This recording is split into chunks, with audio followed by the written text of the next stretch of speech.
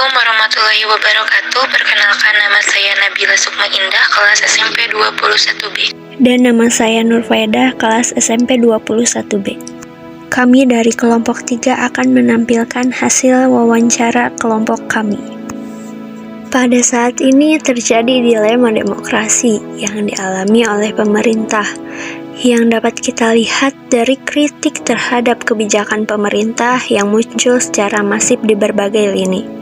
Salah satunya menggunakan mural sebagai media penyampaian aspirasi, yang dikarenakan tidak berjalannya sistem penyampaian aspirasi formal di pemerintahan dengan baik.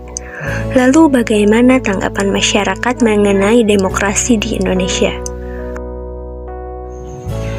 Assalamualaikum warahmatullahi wabarakatuh. Waalaikumsalam warahmatullahi wabarakatuh. Selamat sore Bu. Sore. Mohon maaf mengganggu waktunya. Izinkan saya untuk mewawancarai Ibu tentang demokrasi. Ya, insya Allah. Lanjut saja ke pertanyaan yang pertama, yaitu apa yang Ibu ketahui tentang demokrasi? Demokrasi yang saya ketahui yaitu sistem pemerintahan di mana rakyat dapat memerintah melalui lembaga-lembaga dan perantara perwakilannya untuk menuntut hak dan kewajibannya agar mereka bisa makmur dan sentosa. Baik. Lalu bagaimana pendapat Ibu tentang demokrasi di Indonesia ini? Apakah mengalami perkembangan? Ya, yang kami harapkan sebagai guru taman kanak-kanak, demokrasi di Indonesia kita harus berkembang lebih baik. Seperti kami lihat di lingkup yang terkecil yaitu di keluarga, peran serta anak-anak dapat melakukan tugasnya masing-masing. Begitu pula dengan di masyarakat kita, yang mana kita sering kali melihat gotong royong, pembagian piket ronda, dan itu merupakan tampak dari hasil dari demokrasi. Dan kita juga di negara kita apabila ada pemilihan kepala negara yaitu presiden, kita seringkali mengadakan pemilu. Baik.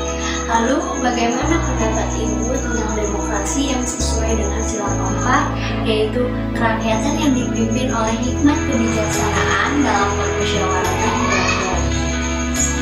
Demokrasi itu adalah suatu wujud daripada sila keempat, dan itu tampak di negara kita sudah direalisasikan.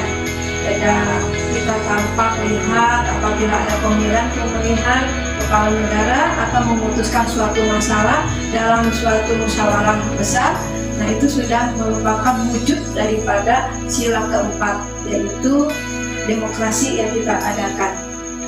Baik, terima kasih atas kesempatannya Bu.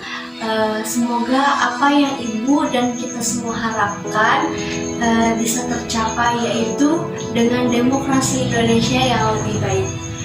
Mungkin sekian pertanyaan yang dapat saya tanyakan kepada Ibu. Terima kasih atas waktunya. Wabillahi taufiq wal hidayah. Wassalamualaikum warahmatullahi wabarakatuh. Waalaikumsalam warahmatullahi wabarakatuh. Oke teman-teman, saya Pinsu bersama narasumber kedua kita. Mungkin boleh perkenalan dulu. Ya, jadi nama saya di sini menjadi narasumber ya. Nama saya Pratama Seniawan. Umur saya 26 tahun. Lalu pekerjaan saya adalah seorang pegawai swasta. Kak Gira, aku mau nanya nih, bagaimana pendapat Kak Gira tentang perkembangan demokrasi di Indonesia saat ini?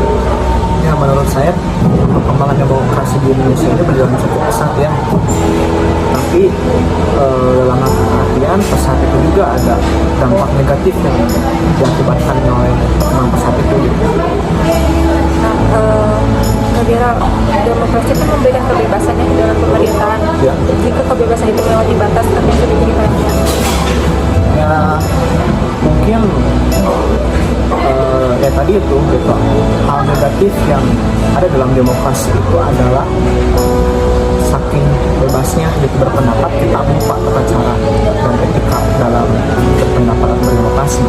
Alangkah baiknya ya kita yang pertama, solusi yang paling tahu sih pasti memberikan sosialisasi atau pendidikan lebih terhadap demokrasi dan juga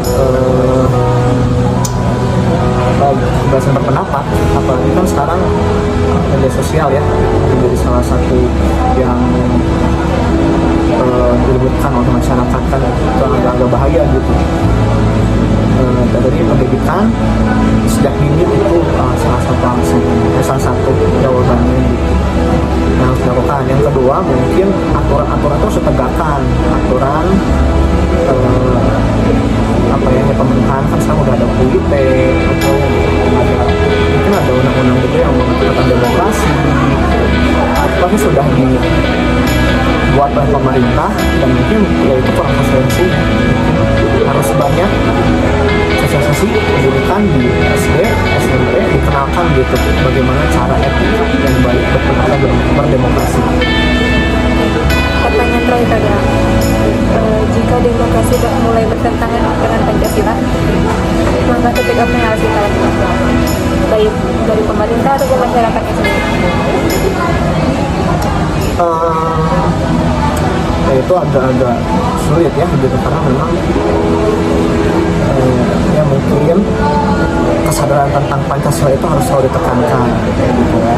Sekarang mungkin banyak isu-isu yang apa namanya itu negatif, agak singgungan juga. Sekarang udah mulai banyak masyarakat yang pemikirannya itu ideologi Pancasila itu menurut mereka tidak apa ya namanya, tidak sesuai dengan pemikiran mereka. Mungkin ya